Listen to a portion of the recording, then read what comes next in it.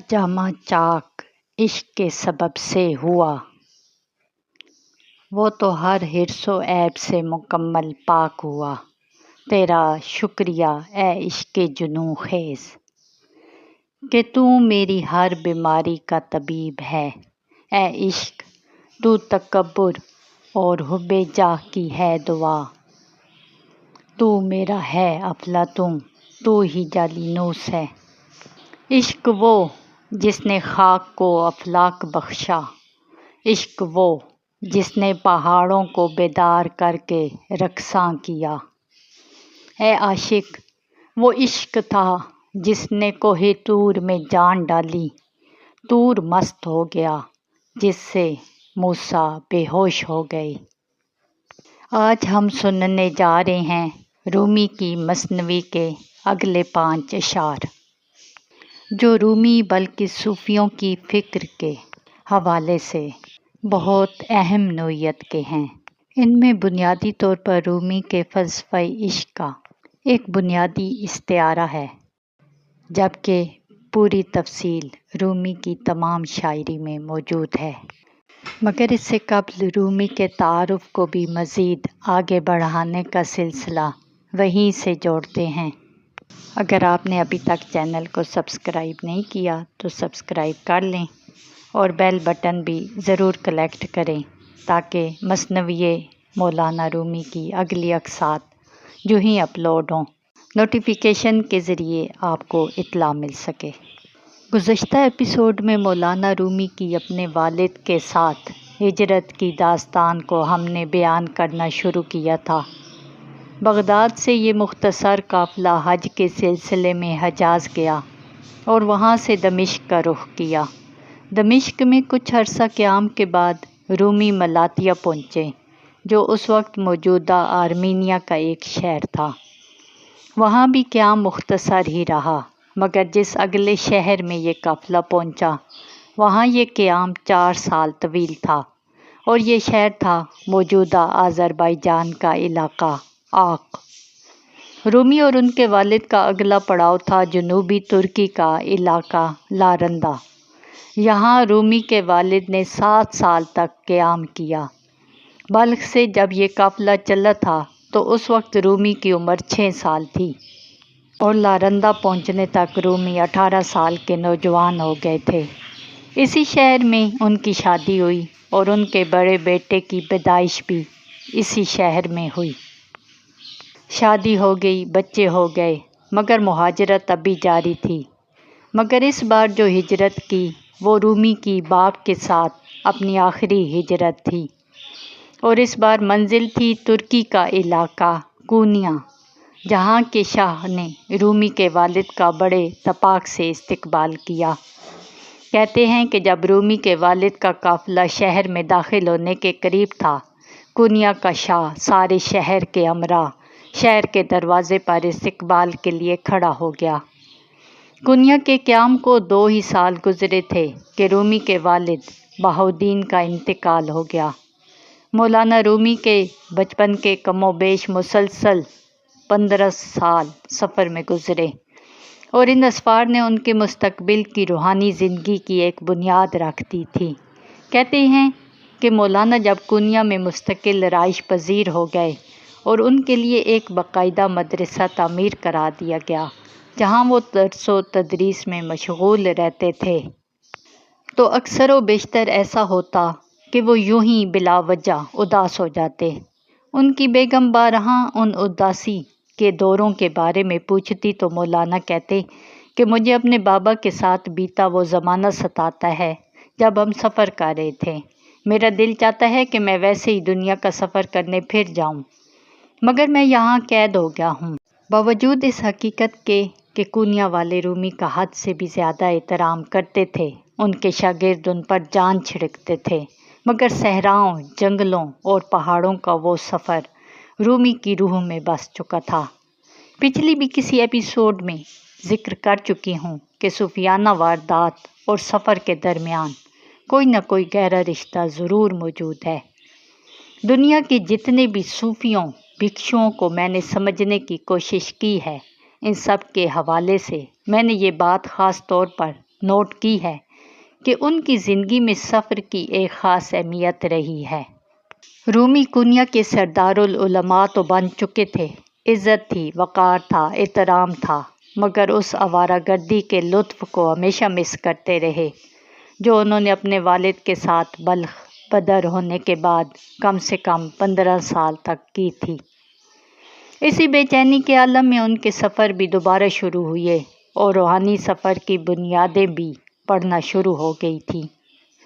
اس کی وضاحت ہم سنیں گے اگلی ایپیسوڈ میں۔ اب چلتے ہیں رومی کی مثنوی کے اگلے 5 اشعار کی وضاحت کی طرف۔ رومی کی شاعری کبھی نہیں سمجھی جا سکتا اگر آپ اس تصور عشق کو نہیں سمجھ سکتے جس عشق کا ذکر رومی کرتا ہے۔ اگر عشق کا کوئی تصور پہلے سے آپ کے دماغ میں طے ہے تو یقین مانیے رومی سمیت دنیا کا کوئی بھی روحانی گرو آپ کی سمجھ میں نہیں آ سکتا۔ عشق رومی ہی نہیں، دنیا کے ہر روحانی گرو کی تعلیمات کی روح ہے۔ رومی کے عشق سے کیا مراد ہے؟ اگر یہ آپ نے سمجھ لیا تو مثنوی خود کو آپ پر کھول دے گی۔ دوسری صورت میں رومی اور اس کی مثنوی آپ کے لیے بھید رہے گی، بالکل ویسے ہی جیسے یہ آج تک عام لوگوں کے لیے ایک بھید بنی ہوئی ہے۔ مثنوی اور رومی کی شاعری کو آپ کوٹ کرتے رہیں گے مگر اس کی روح کبھی نہ کھل سکے گی۔ آج کی اس ایپیسوڈ میں رومی کے تصور عشق سے متعلق بات کی گئی ہے۔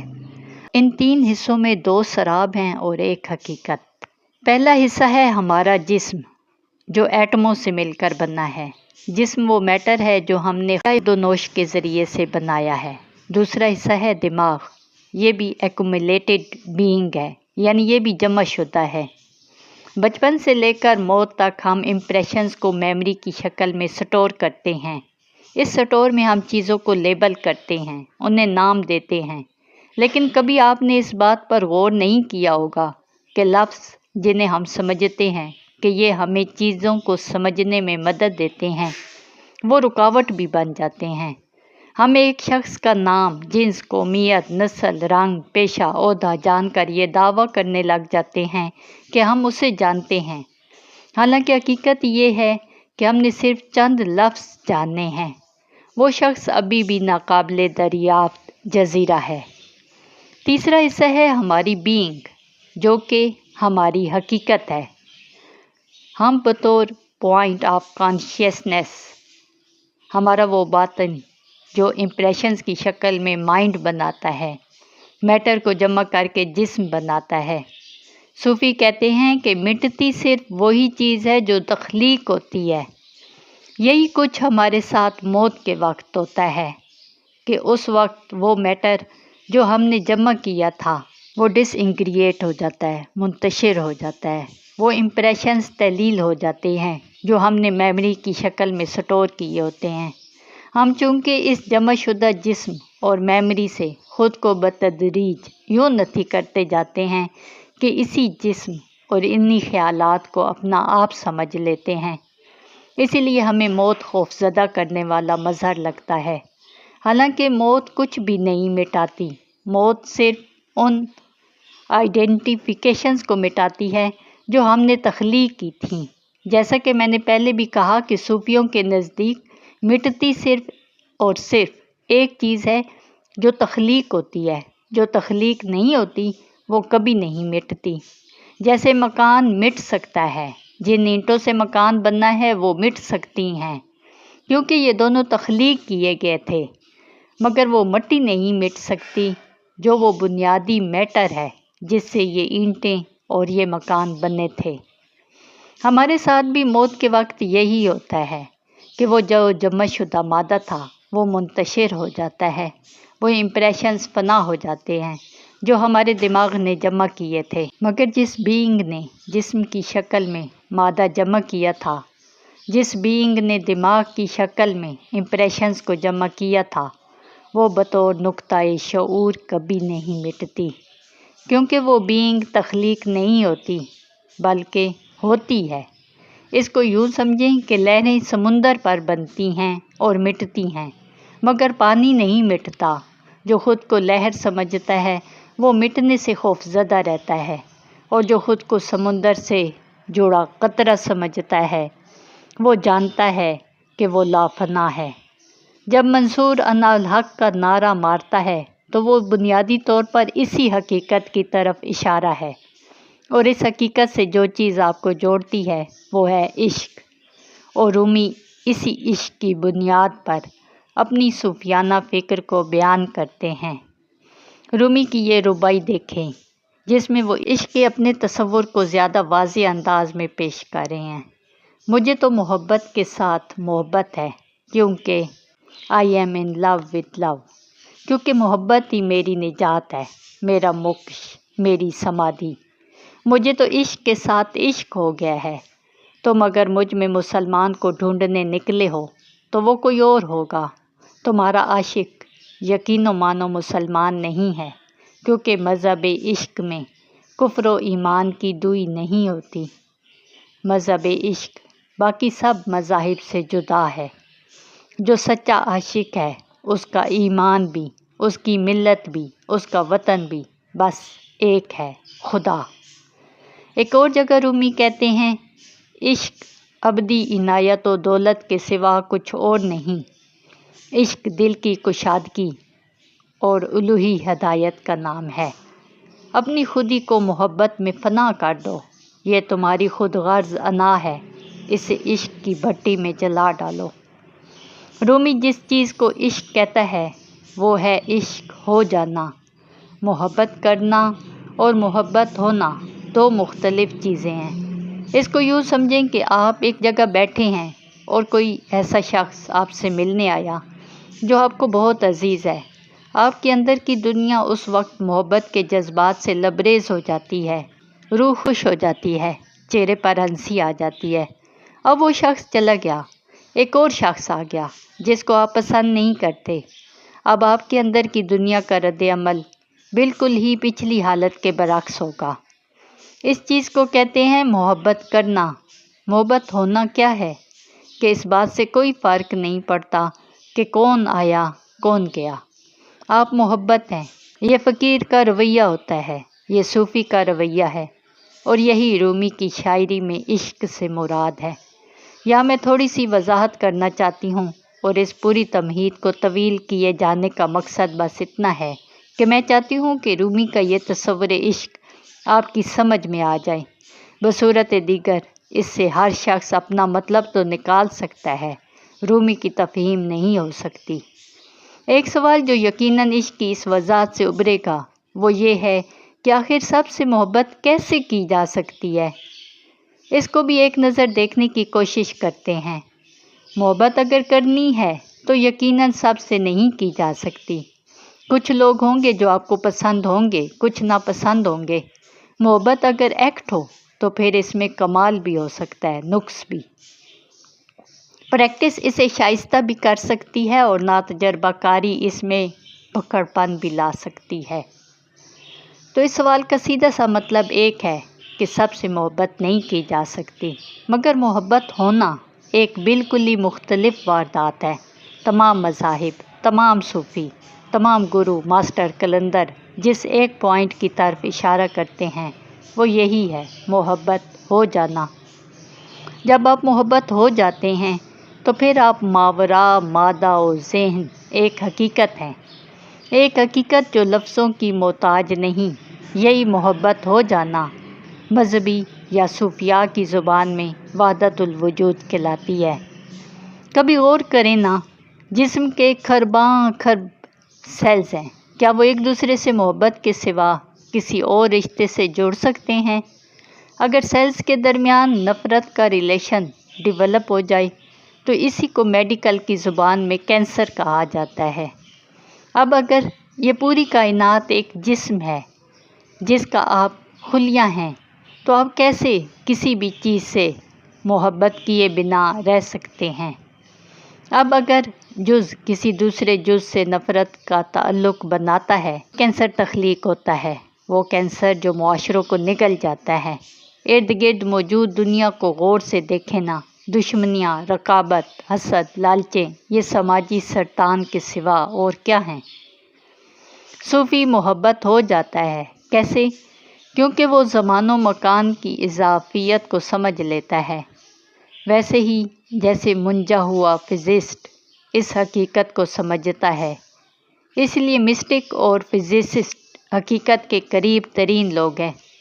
باقی صوفیوں کو عقل سے سمجھنے والے اور دوسری تیسری کیٹیگری کے سائنسدان ہوں یا تصوف اور سائنٹزم کے بلیور، وہ بس ذہنی جمناسٹک کے سوا اور کچھ نہیں کر سکتے۔ زمان و مکان کی اضافیت کیا چیز ہے؟ زمان و مکان کی اضافیت یہ ہے کہ ہمارا دماغ انا کو تخلیق کرتا ہے۔ انا کو اپنی ایگزسٹنس کے لیے ضرورت ہوتی ہے وقت کی اور مکان کی۔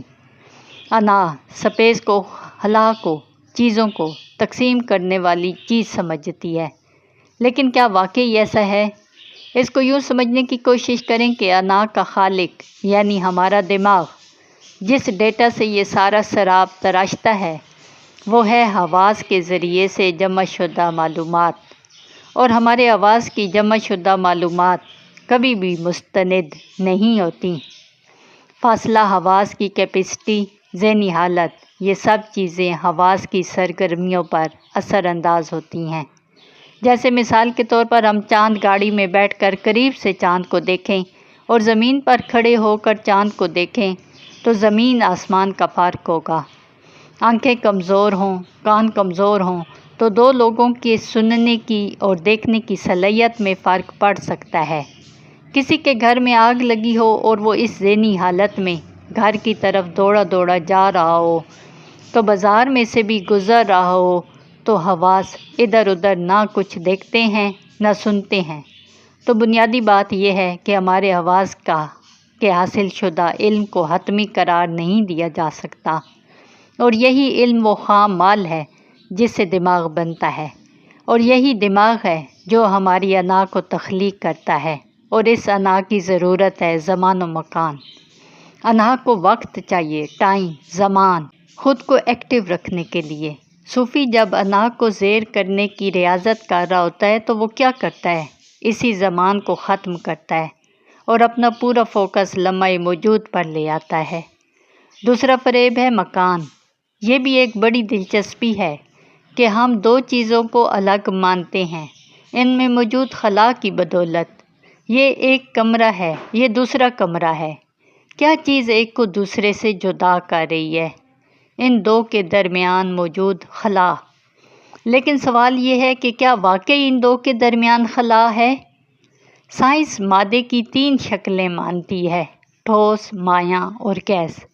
ان دو ٹھوس کمروں کے درمیان بھی میٹر موجود ہے جو گیسی حالت میں ہے۔ تیز اور طاقتور الیکٹرون مائکروسکوپ سے اگر دیکھیں تو جس طرح خلا میں گیس کے مالیکیول رقص کرتے نظر آتے ہیں، اسی طرح ٹھوس کمرہ بھی مالیکیولر ڈانس ہی نظر آ رہا ہوگا۔ اس کو یوں ہی سمجھ سکتے ہیں کہ آپ ایک جگہ بیٹھے ہیں اور فرض کریں کسی کمرے میں، تو آپ کو کمرے میں موجود دوسری چیزیں اور لوگ الگ الگ نظر آ رہے ہیں۔ اب سطح زمین سے آپ 100 میٹر اوپر سے دیکھیں تو آپ کو صرف کمرہ نظر آئے گا اور دوسرے گھر۔ اب 100 کلومیٹر اوپر جائیں تو آپ کو صرف شہر نظر آئے گا۔ اسی طرح بہت زیادہ بلندی سے صرف آپ کو زمین نظر آئے گی۔ وہ سپیس، وہ خلا جو چیزوں کو تقسیم کرتا نظر آ رہا تھا وہ ختم ہو جائے گا۔ تو اس سے یہ ثابت ہوا کہ زمان کی طرح مکان بھی ایک اضافی حقیقت یا صوفیوں کی زبان میں ایک سراب ہے۔